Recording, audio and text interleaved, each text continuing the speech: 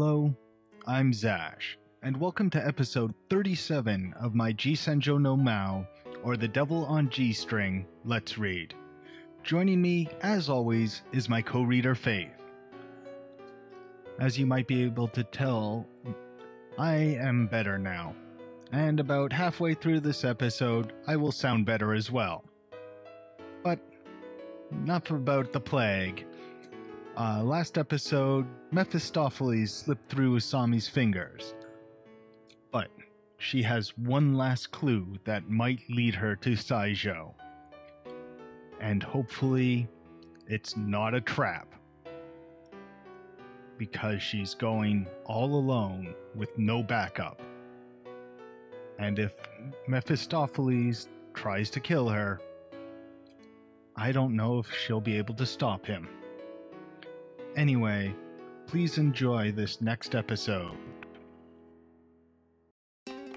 In the end, Usami never came to class. I'm probably overthinking this. Still, Usami doesn't seem to be the type to skip school for no reason, and I have no way of contacting her. I know surprisingly little about Usami. Her address is a mystery, and whether she lives by herself or not isn't really clear either. Just as I was mindlessly staring at Usami's cell phone, it rang. Who could this be? The number didn't seem to be one Usami had saved as a contact. So it's probably not Tsubaki or Kanon. Could it be Tokita Yuki? No. Judging from Usami's behavior, there's no way she's mustered the courage to make that call yet. So that makes this a friend of Usami's who I have no knowledge of? The phone continues to ring. Alright, here goes. And press the call button. Ellipses. I'll just keep silent for a moment. Only this moment would go a lot faster if the caller would introduce herself. She must be calling from some quiet place, as there's no background noise at all. To the point I'm starting to believe she's holding her breath. This must not be a very close friend of hers. But then again, a lot of Usami's friends are weirdos, so you can never be too sure. Dozens of seconds pass, yet we both remain silent. What a deadlock. May I ask who this is? After pausing for a few seconds, the caller responded. This is Usami Haru's uncle. A man's voice. He sounds like he's in his 30s. This is Usami's number, right? Yeah, I'm Usami's friend. She left her cell phone somewhere, so I'm holding on to it for now. She left her cell phone somewhere? If your business is urgent, I can pass a message on to her. What was your name again? Kawashima. I'll call back later. He hung up after he finished.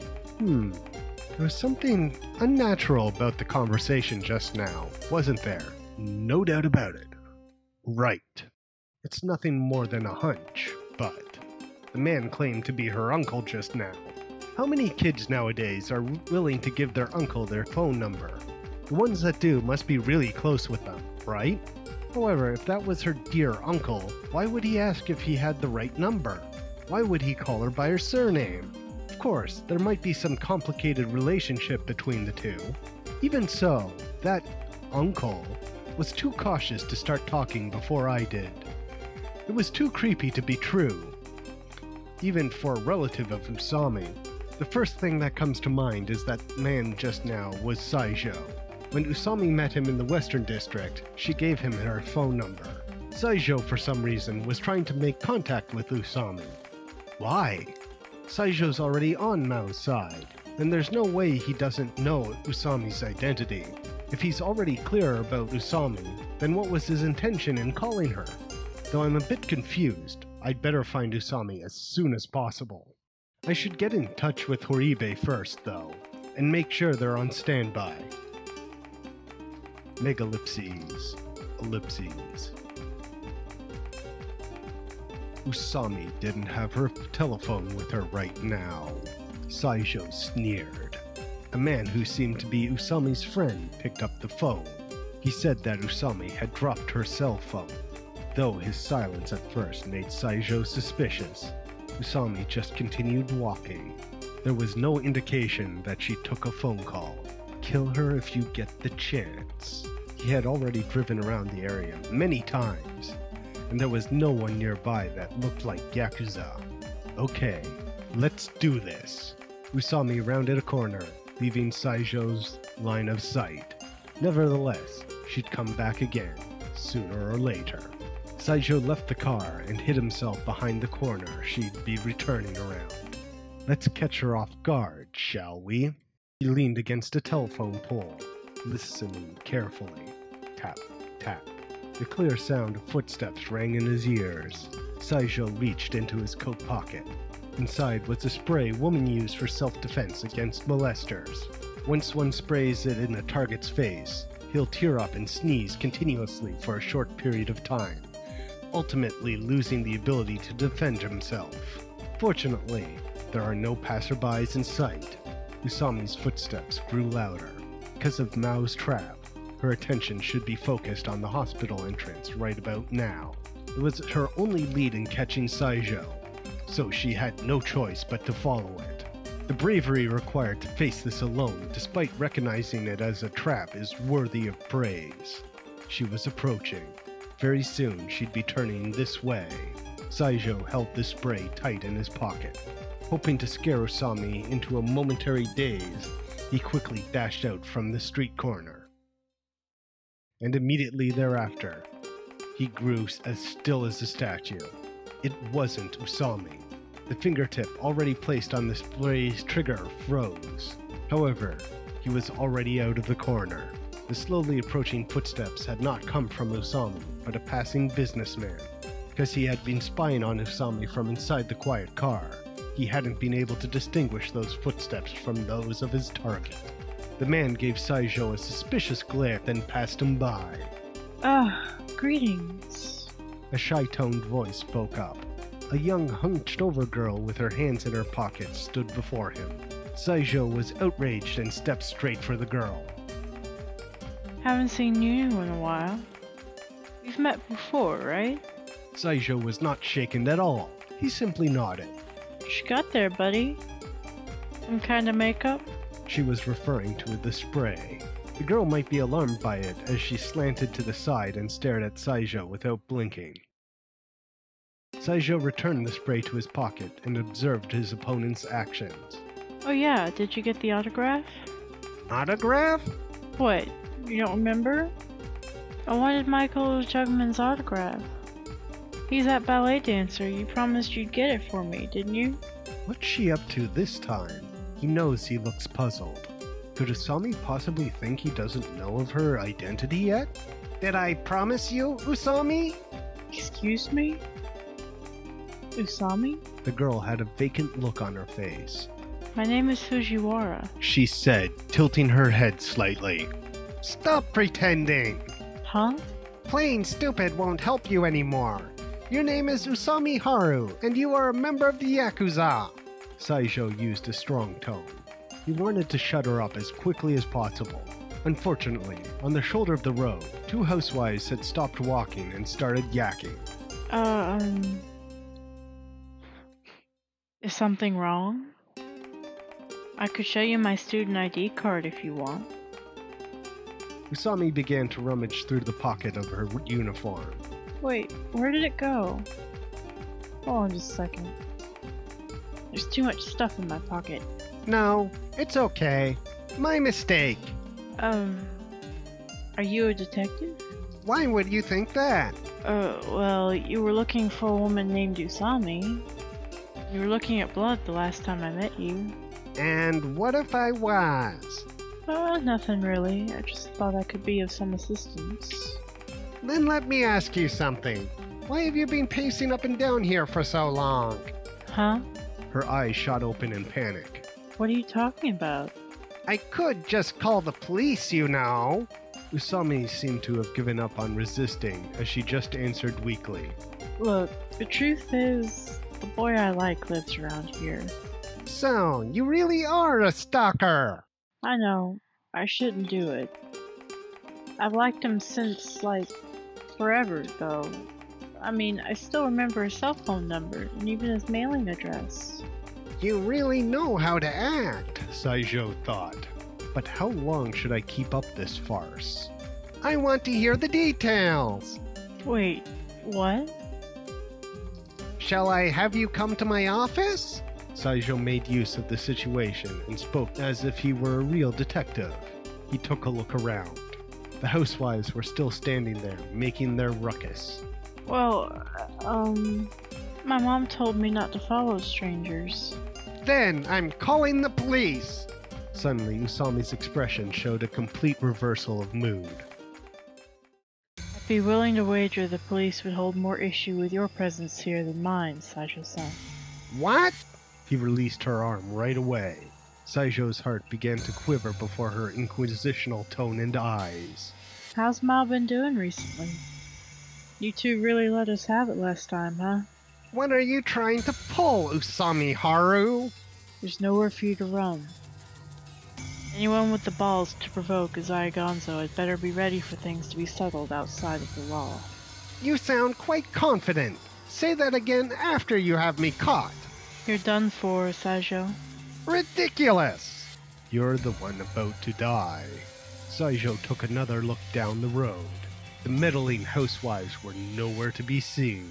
It's not too late to confess. Run to the cops. It's your only hope for survival. You came here alone just to tell me this? Let me make myself clear. Don't waste your time trying to capture me. I don't like to make a big deal about it, but I'm actually quite confident when it comes to close combat. She bent her knees slightly as she spoke. For instance, let's talk about the spray hidden in your pocket right now. Take a second to think about the wind direction. You're downwind. You know what I'm getting at, right? Saijou fell silent. And any escape attempts would be futile by now. I've already burned the nearby geography into my mind. I'm different from you recluses. A violent aura exuded from her every pore. Her eyes. A teenage girl would be the last person you'd expect to find them with. Steel-cold emotions slowly explaining the logic behind everything. And that tone. Oh, that tone. It was like speaking to the mirror image of Maou. Still, Usami was a fool. She thought his only weapon was the spray. She must have forgotten. A man from the Yakuza lost quite a bit of blood just the day before yesterday. Saijou idly wondered if that man had died yet. He had been stabbed right in the face and fell into a seizure straight away. I see. So I've met my end. Saijou arranged his breath and tightly gripped the knife in his pocket. Can I take that as a surrender? Sure. Then I accept. Though her voice softened, Usami's gaze showed no sign of letting her guard down. She'd been staring at Saijou's pocket the whole time. But even so, at such a close distance, she had no chance of stopping him. If your eyes meet theirs, they should be killed. Mao's words floated to his mind. His hands shook. Though there was no hesitation, it seemed murder was not something he had grown accustomed to. He slightly adjusted the knife's position. Violent heartbeats threatened to tear his chest asunder. The girl's eyes widened slightly. She started to look around as if waking from a dream. Saijou made his decision in the same split second. Now's my chance. Saijou gave his body to the bloodlust. For some reason, his murdered sister's face superimposed onto Usami's. Suddenly, the sharp screech of tires shearing the ground pierced his ears, and the hand that held the knife hesitated. Huh? A luxury car known to be favored by the Yakuza came to a sudden stop and parked behind Saijou. Another parked in front of him. The swarm of vehicles continued to grow until the road had been completely sealed. 3 or 4 huge men, some bald, some with crew cuts, kicked the doors open and jumped out of the cars. What? How on earth? There's the son of a bitch! One Yakuza screamed. Don't you fucking move! Saijou, like a deer caught in the headlights, failed to give proper resistance. He merely shielded his head and chest with his arms. But how? There's no way. I'm sure you could get. Saijou was forced onto the ground in the blink of an eye, and their fists landed on him like raindrops. You should have run when you had the chance, Saijou-san. A sound poured down on him alongside the violence. He thought for a moment that it had been his sister's voice, but that, of course, would be impossible. How? Usami! Though Saijou had already been pressed to the ground by the strong man, the confusion in his mind still screamed out. When? Why? How did it turn out this way? How'd you summon this gang? You damn bitch! Usami looked like she didn't know how to answer. She shook her head. You're asking me how? When all I did was use my cell phone? Cell phone? Huh. I was wondering why you didn't try to escape. So, that's why. There seems to be a misunderstanding. You thought I only had one cell phone. If I'd lost my only point of contact, then I wouldn't have been able to call for backup. You mean you have two? Yes, that's right. All girls nowadays keep two cell phones with them. Alright, fine, that's a lie. The truth is, the other cell phone was a present your owner gave me last month. Since it's still usable, I sent a text message with it. A text message? When? She didn't have the time to spare. Saijou racked his brain to the limit, hoping he'd find an answer. When you said you were looking for your student ID and reached into your pocket? Try again. What? Well, if that were the case, I'd likely have already fallen victim to your blade. Then when was it? Probably when you arrived. Around sunset, an unknown car parked nearby, so I just took a little peek inside. But there were curtains on the car. There's no way you would have seen inside from out here. True. Sure enough, I didn't see your face, but I saw a shadow. It was the fact that you decided to sit in the back seat rather than the driver's seat that sealed your fate. It was Maou who advised sitting in the back seat. Sitting in the back seat allows you to pretend to be waiting for the driver or someone else. And waiting there wouldn't raise the suspicions of any passerby either. It's a stakeout technique that a lot of detectives adopt. That little detail actually made you more suspicious. This girl one-upped Maou? Saijou finally understood why a man like Maou would be cautious about an everyday schoolgirl like her. Your car showed no signs of moving. It's only natural that I conclude its target, right? After all, the whole reason we were having this little get-together was because your master set that little trap with the medication bags.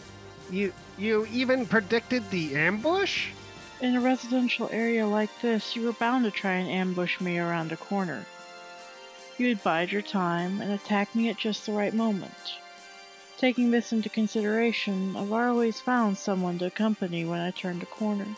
When Saijou thought back on it, he had only heard one set of footsteps as he prepared to ambush Usami. Only the footsteps of the male commuter. Usami must have been walking quietly, ready for him.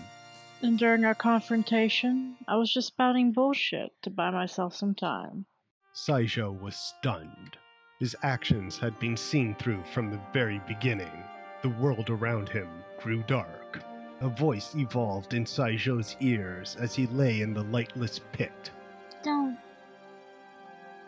Oni-chan. He gave himself to the concrete, exhausted. The fists of the men around him greeted his face. Repeatedly. It was a tragic scene. He could only withstand the shower of blows. Blows so tenaciously brutal that it was hard to even imagine their deliverers as human. I'm scared. Don't kill me. A voice echoed in his ears. Don't kill me, Oni-chan. Good work. His sister's nostalgic voice was suddenly cut off. Megalipses. Ellipses. Usami came to my house again late that night. What happened to Saijou? He's sitting in hell right now. He's probably being brought to the underground chamber in that building on Central Boulevard for torturing. I have some questions for Saijou too. Can it wait until tomorrow? He's prey that took some considerable effort to catch. I'm sure Horibe's having a field day. So they're having their fun with him right now? Usami furrowed her brows. You know, that text message you sent me made me really nervous. I was hoping for you to get there as quickly as possible. No subject, just the word health and the hospital's name. Doesn't it look more intense than help? But it was from an unknown address. How did you know my number, anyway? Did you have it registered? No, I typed it from memory. I mean, come on, you're my dear Azai-san. How disgusting. Let's talk about something else. You've been living with Canon? Yeah? What's the situation with her? I think she might have noticed our mess, but she seems to be trying hard not to worry about it. No, that wasn't what I was asking. I nearly got killed today, you know? Having that kind of experience really makes you stop to think. Huh? I'll go out on a limb here. Azai-san, are you free on January 1st? Go out on a limb with what? Are you free or not? It's not like she's really giving me a choice here. January 1st. That's New Year's Day. A day quite worthy of celebration. I'm thinking he plans to be hungover on New Year's Day. I'm the son of a Yakuza boss, you know. I can't skip the New Year's events. I'll be happy to make do with just a tiny bit of your time. I don't know. That morning, maybe? If we went to the shrine around 4 or 5, it might work out. Then it's decided. Wait. What's decided? The point is, choose me. Just get out of here! It's so exhausting to speak to bizarre people like her. Was that a hint at fourth wall breaking? Kinda. Like she knows she's in a harem, the end. I think so. Well, not quite harem. Not quite harem, to be fair. Mm-hmm. They come one at a time. Yeah. And they changed the storyline. It's not like he has them all at once. Yeah. Not quite harem. Bye. Usami slowly stepped to the door. She turned back and gave me a look, her long hair swinging happily. I'm so nervous. Usami left in satisfied, relieved spirits. Ellipses. What's with that girl? What if... A horrible thought came to my mind. What if she really does have feelings for me? No, not a chance. I shook the image out of my head. It's all that pestering she does of me that's got me thinking such things. There's no reason for Usami to like me in the first place. Cut the crap, brain. It's time for work. Soon enough, Canon returned. Oh, I love coming home to the smell of your apartment, Nissan. That's creepy. Oh, it depends on what his home smells like. I mean, there's some people's homes that just smell really good. I'm guessing she doesn't mean like incense or something, though. Yeah. Hey, I poured you a bath. Yay! I love you, Nissan. She hugged me tightly all of a sudden. Maybe it was because Usami had got me thinking weird things, but for the first time in my life, I was conscious of a certain fact. The fact that Canon was a girl. Luckily, my mind calmed down right away. What am I thinking? As long as I'm following Gonzo, I'll never reach happiness. Because I'll never be able to be by my mother's side, as I have always wished to. Megalipses. Ellipses.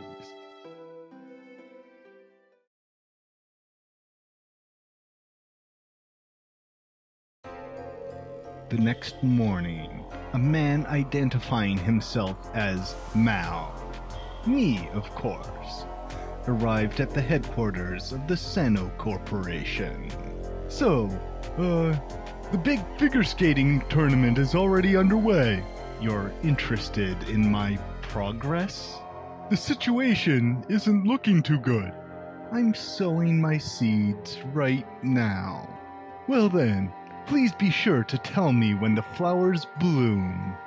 All they need is time. Don't worry about it.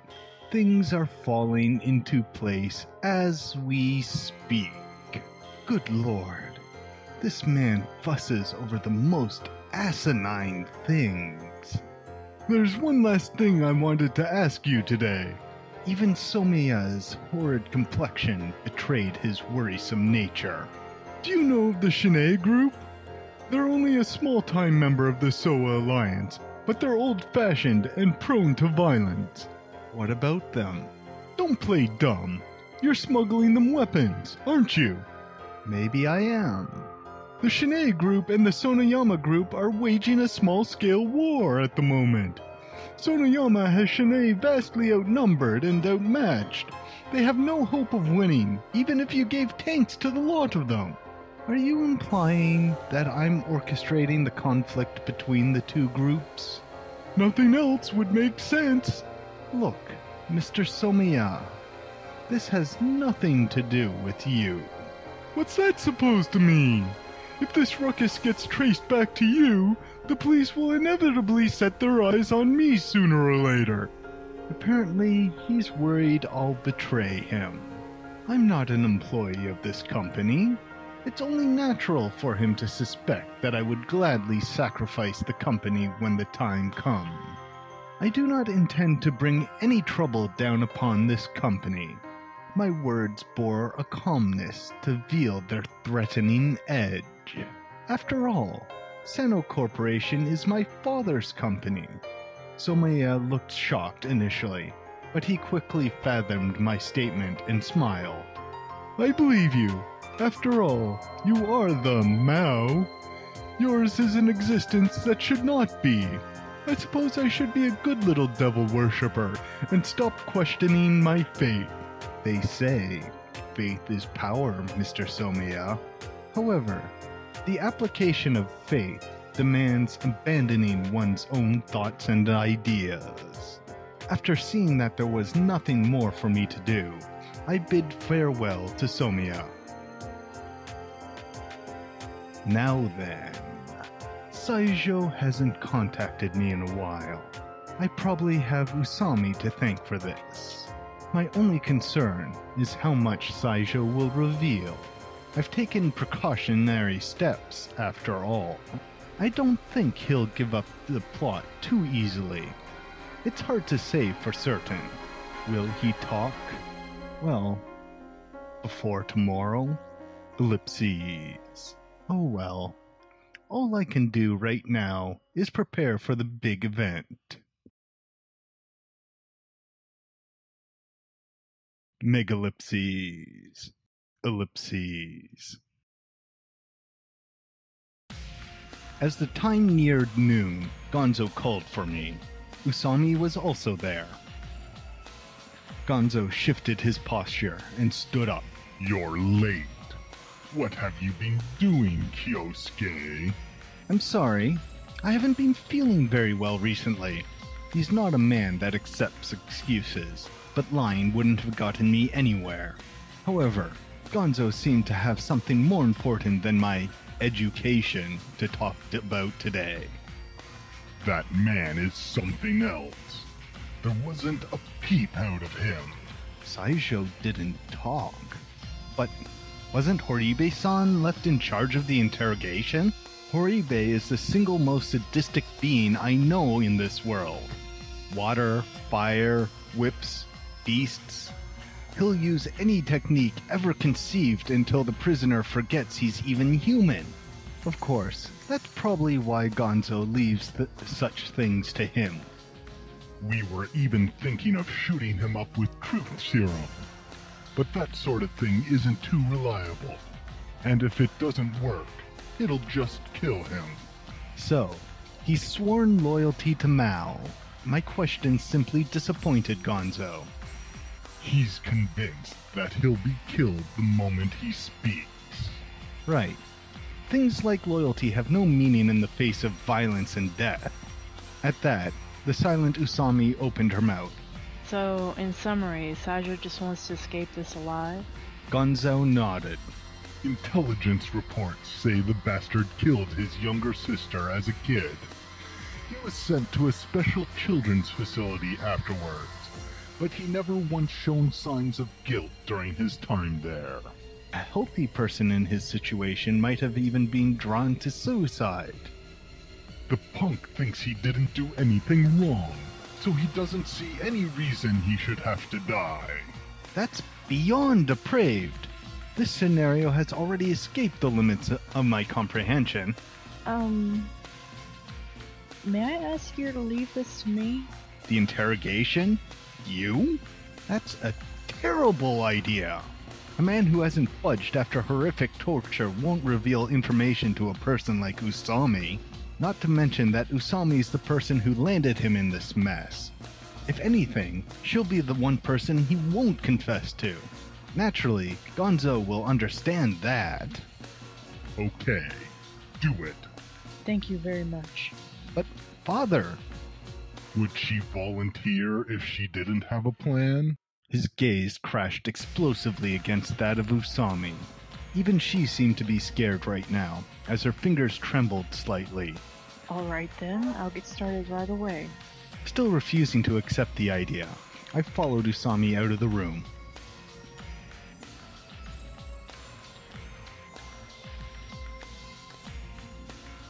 I get it. You don't think I can do it, right? And you do? You have no idea what that man has been put through over the past 12 hours. What makes you think a person who withstood that kind of torture would confess to you? Nothing. I never said I thought he'd confess to me. Stop kidding around. This isn't the time for jokes. Cannon's up again tomorrow. Mao's bound to pull something. I know. We don't have much time. Right, so... No, I've already resolved myself. I'll give my life if need be. Huh? Usami fiddled with the phone I returned to her last night, dialing a number. She wore a grave expression. The call connected. I think she's calling Yuki. Oh no! Yeah. How are you?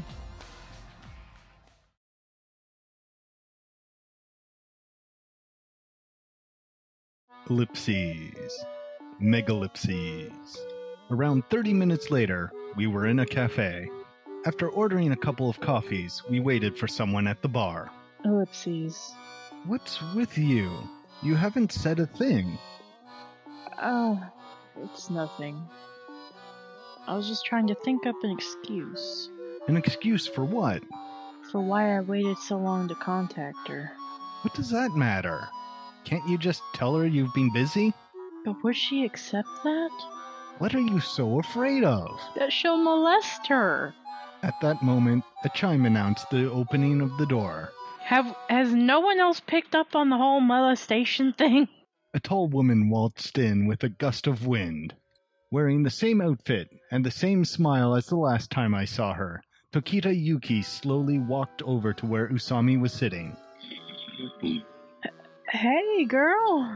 Usami stood up suddenly. It's been way too long. Thanks for coming out here to meet me on such short notice. Oopsies. So, what have you been up to lately? You brought your sassy ass all the way out here to the city. Ellipses. Usami never talks like that. Why didn't you contact me right away? Well, I was, busy. You were busy. Oh, like, ridiculously busy. Like, oh, I'm so busy.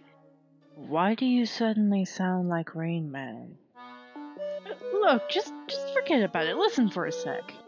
She clapped her hands together, then spread her arms out wide. I know. You want a favor out of me. You mind if we eat something beforehand, though? She nodded and took off her coat elegantly, handing it to a waiter. Earl Grey, please. She spoke in a low voice, touching her lip with one finger. What a seductive charm. In stark contrast, Usami emptied her cup in one gulp, sighed in satisfaction, then began to talk with Tokita. Hurry it up, Yuki. If you don't, someone might die. someone might die. Do you know about the figure skating competition going on right now? Sure, it's here in the city, right? Someone's targeting one of the coaches. Well, actually, I'd say everyone associated with the competition is in danger. Danger, huh? Interesting. Tokita suddenly squinted her long, clear eyes, paused, and changed expressions completely. I still don't quite understand the situation. Like I was saying, an evil person is targeting the competition, and when we caught his accomplice yesterday, he wasn't talking at all, and I was pretty much ready to give up because there's nothing I can do, but then I remembered you. Like, alright, Yuki. Ellipses. I see. That explains a lot. How in God's name did she make sense of that? All I have to do is question the accomplice, right? But is it really fine for this woman, with her unknown background, to know about the Uzai Corporation, the Sonoyama Group, and the greater circumstances surrounding the threat letter? Can I ask you a question, Haru? Anything. What's the subject like? His name is Saijo. Well, he's a deviant. So, he's on DeviantArt? Oh! That's worse than killing his sister! Deviant, you say? Like panty thief deviant? Serial killer deviant? While drinking elegantly from the teacup in her hand, she calmly spoke disturbing words. He stabbed a man in the face and strangled his younger sister to death when he was young. Hold it right there. I slowly stood up and reseated myself next to Tokita. Sitting sideways on the chair, I interrupted her question. My name's Uzai Kyosuke. I believe we've met before. I crossed my legs and watched Tokita's reaction from the corner of my eye. She appeared unmoved. She just quietly smiled. You're going to have to stay in the dark when it comes to some of the details. Naturally, this is in your best interests as well as mine. I hope you understand. Tokita flashed me another smile. Quite perfectly. I won't ask how your deviant was caught or who caught him. Is that good enough? She's rather understanding. She's FBI. I'm sure she's met with people like this before. Yeah, and confidential informants and all that sort of stuff. I'm glad we're on the same page here.